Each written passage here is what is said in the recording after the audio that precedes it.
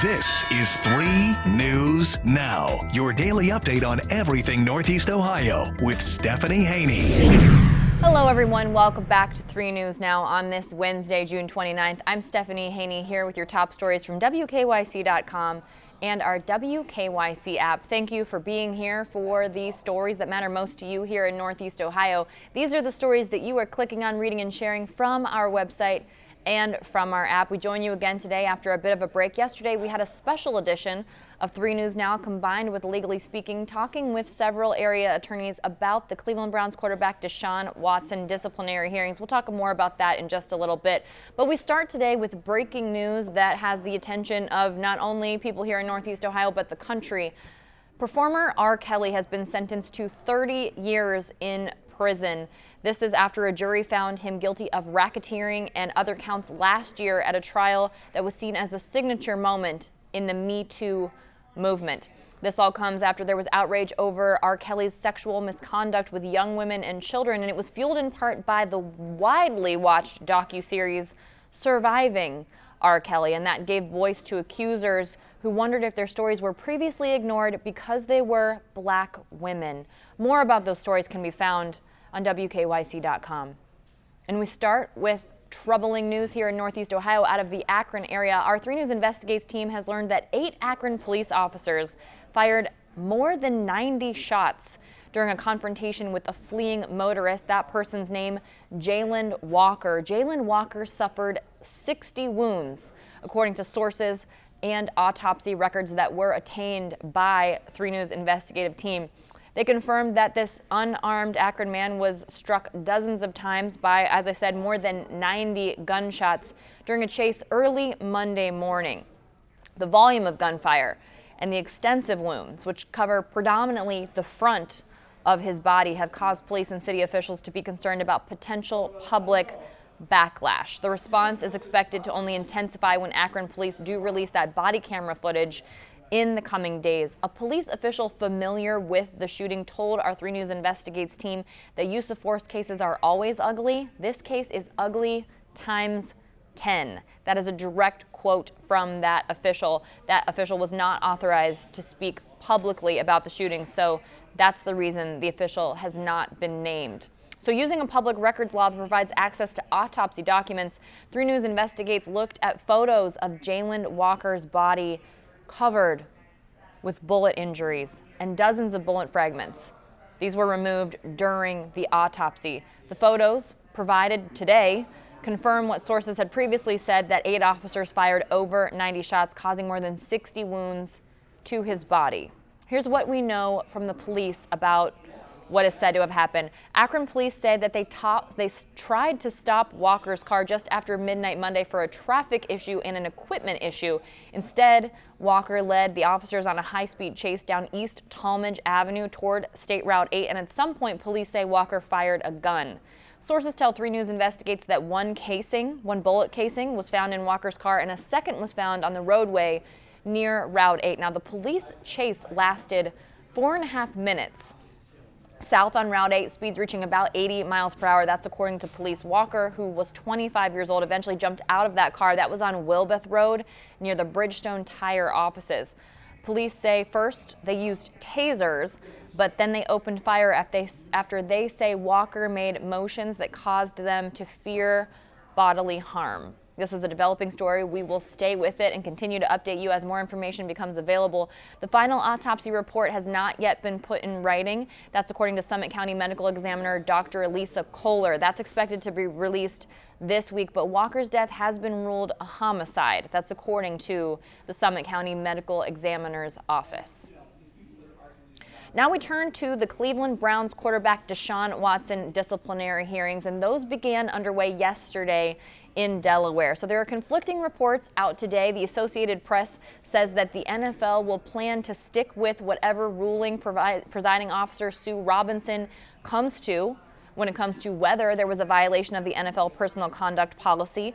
But Mary Kay Cabot said that she has a league source that directly refutes that. So according to the Associated Press, a reporter for the Associated Press wrote, "I'm told the NFL, despite insisting on an indefinite suspension, wants to avoid the appeals process. The person called this a terrible situation for everyone involved, and then went on to say, according to this reporting, that the league would abide by a ruling if it comes back with a 6 to 8 game suspension. Now, of course, this is all stemming from sexual assault and misconduct allegations against Deshaun Watson. A total of 25 women have filed lawsuits. One of those was withdrawn, and attorney Tony Busney for the accusers did say that all but 4 of those cases has been settled. So 4 of those cases continue. And as we are hearing now from Mary Kay Cabot, her reporting says that no, the NFL is not budging on recommending that he miss the entire 2022 season. Now, if you look at the 2021 NFL personal conduct policy, it has provisions in place for exactly this type of thing. It talks about a situation of criminal assault and also sexual assault with force. And if we look at this under the lens of criminal assault, not necessarily clear that the with force part pertains to the sexual assault that's been alleged in this instance. And we should also say, by the way, Deshaun Watson has maintained his innocence throughout this process. But in the instance of a criminal assault, the NFL personal conduct policy requires a minimum game suspension of 6 games. Here's the interesting element to it, though. A second violation requires the permanent ban from the NFL, the indefinite ban with the opportunity to apply to be reinstated after a year. So that is where the NFL has come up with this recommendation. They did not come up with it out of thin air. If you interpret the number of allegations against Deshaun Watson as providing for that second violation, that's where we see this falling in the indefinite suspension category. Now, it could potentially turn for presiding officer Sue Robinson, who is a former district judge, on the issue of whether or not this is considered to be a second violation scenario, or if that's interpreted to only mean an additional violation after this hearing takes place. Now, from a legal perspective, in my opinion, it would seem contrary to the spirit of the personal code of conduct to think about it in those rigid terms as a second violation after this hearing takes place, when there have been so many allegations against Deshaun Watson. So what we do know, according to sources that have talked to Cleveland.com, is that this is expected, the hearing is expected to carry on through Thursday. We do know that the NFL is hoping to have this wrapped up by July 27th, and that is including any appeal process. And it is virtually certain that either side will appeal, depending on what ruling is handing down from presiding officer Sue Robinson. Now, from that point, Roger Goodell does take responsibility for the appeal, but he also has the opportunity to designate someone else to determine what the actual final penalty will be. But here's another issue to keep in mind. Jeffrey Kessler is the attorney for Deshaun Watson. He is known for suing the NFL on behalf of players who are disciplined. So, regardless what happens, I think we are in a scenario where Sue Robinson's determination will most likely be appealed to Roger Goodell or to a designee. And then from there, if Watson is not happy with the result that comes down following that appeal, this is all assuming that a violation is found, highly likely that we see Watson and his representation, Jeffrey Kessler, suing the NFL to try and change that result. Now, speaking of lawsuits, there's a new lawsuit that has been filed here in Ohio to try and block Ohio's abortion ban. Many Ohioans, they are saying, will be forced to give birth against their will, and this is based on the Ohio Constitution. Those that are involved in the lawsuit include the American Civil Liberties Union, the ACLU of Ohio, Planned Parenthood Federation of America, and Wilmer Hill Law Firm. So this lawsuit comes after Ohio's so-called heartbeat bill went into effect on Friday evening following the Supreme Court decision in Dobbs v. Jackson Women's Health Organization that overturned Roe v. Wade and the Planned Parenthood Casey decision. And so what Frida Levinson, legal director for the ACLU of Ohio, is saying is that it's a sweeping measure and it prevents nearly every pregnant person from accessing essential care, that it's blatantly unconstitutional under Ohio's state constitution, which provides broad protections for individual liberties. We'll continue to keep you updated as more information becomes available on that.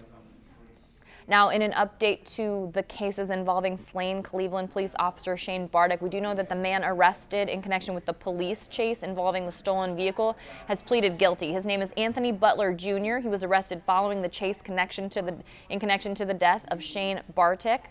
Cuyahoga County prosecutor Mike O'Malley says he was sentenced to 3 years in prison, and Butler has pleaded guilty to multiple accounts. That includes receiving a stolen vehicle registered to Officer Bartek. Remember, this happened back on December 31st. He also pleaded guilty to the unauthorized use of a motor vehicle connection to an unrelated incident on December 19th. The woman charged with Officer Bartek's murder, Tamara McLeod, is scheduled to stand trial on July 25th. Now, there was an alarming incident near the Cleveland Hopkins International Airport recently, and an investigation has determined preliminarily that they believe what was thought to be a hazardous substance was actually laundry detergent, but that investigation is underway. This was at the Hertz rental car area near the Cleveland Hopkins International Airport, where 2 employees got sick. They were cleaning a rental car that had been returned, and they came into contact with an unknown substance. They were taken to Metro Health after experiencing chest pains and dizziness. But again, upon further investigation, the city of Cleveland said investigators believe that substance was laundry detergent, so hopefully nothing to be concerned about there. Now, as we look ahead to the 4th of July weekend, you know, we have our 4th of July events guide that's up on WKYC.com. And if you have to fuel up this weekend, Sheetz might be the place to do it because they are dropping unleaded 88 gasoline to $3.99 a gallon. That's a big savings based on what we've seen. They're also dropping the price for E85 gasoline to $3.49 per gallon. The current average per gallon in Cleveland is $4.86 and $4.72 in Akron. So this is a big deal to know about if you have to fuel up. Here's the deal, though. Not all vehicles are approved to use unleaded 88 or E85 gas. Now, a lot of vehicles are approved to use unleaded 88 if you drive a car that's 2001 model or newer, light-duty trucks, SUVs, and flex fuel vehicles. The flex fuel vehicles, though, those are the only ones that are approved for the E85 gas. So here's what I found about how you can know if your vehicle can take that flex fuel gas. The U.S. Department of Energy says you can look for a few signs: a yellow-colored gas cap or a flex fuel label near where you pump the gas, markers on the outside of the car with labels that say E85, FFV, or flex fuel, and then also you can check your owner's manual to see if it says you can use that E85 gas. And looking forward to after the holiday weekend, the Tall Ships Festival will be back here in Cleveland. That'll be July 7th through 10th, and we've got all the information about all of the events surrounding that. That's on WKYC.com. There will be 7 replica and restored ships docked near the north side of the football stadium in North Coast Harbor. Those include Appledore 4, Inland Seas, Pride of Baltimore II, U.S. Brig Niagara, Empire Sandy, St. Lawrence II, and the NAO Trinidad. Now, this is the first time the tall ships will return to Cleveland since 2019. There are lots of different ticket options available for the different things that will be going on. We have links to that on WKYC.com, so make sure you check that out. And again, head to the website for the highlights of that festival, which will be here before we know it. All right, that's it for your 3 News Now update today for Wednesday, June 29th. I'll be back with you here tomorrow for more 3 News Now. Thanks for listening to 3 News Now with Stephanie Haney from WKYC Studios. Subscribe now so you never miss an update, and find more on everything you heard here on WKYC.com and in the WKYC app.